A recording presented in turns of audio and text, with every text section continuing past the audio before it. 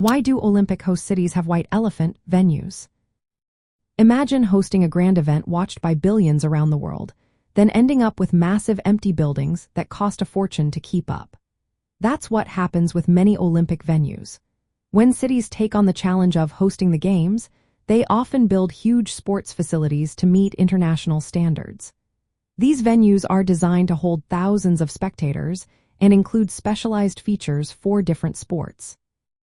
But after the event, local demand for such large facilities usually drops sharply.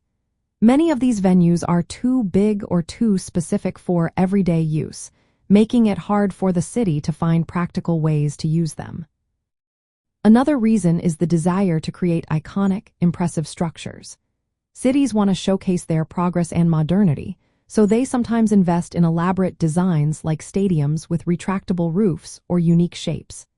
These eye-catching features come with high costs for construction and ongoing maintenance. Once the excitement of the Olympics fades, the financial burden of keeping these venues operational can become overwhelming. Time and budget constraints during preparations also play a part. Often, cities rush to complete venues on tight schedules, which can lead to poorly planned spaces that are not adaptable for future use.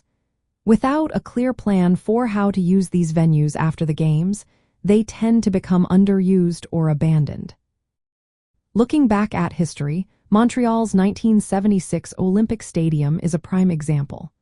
The costs ballooned well beyond initial estimates, and the city struggled for decades to pay off the debt.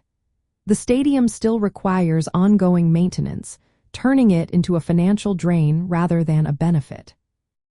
To avoid this problem, recent host cities have started planning for the long term.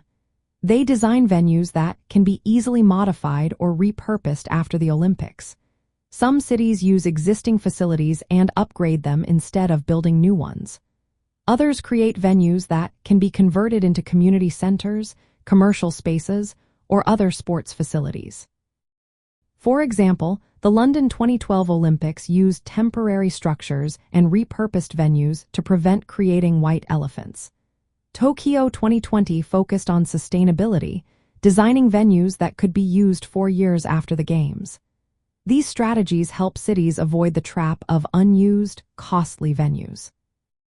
In the end, the challenge is balancing the excitement and spectacle of hosting the Olympics with the practical needs of the city afterward.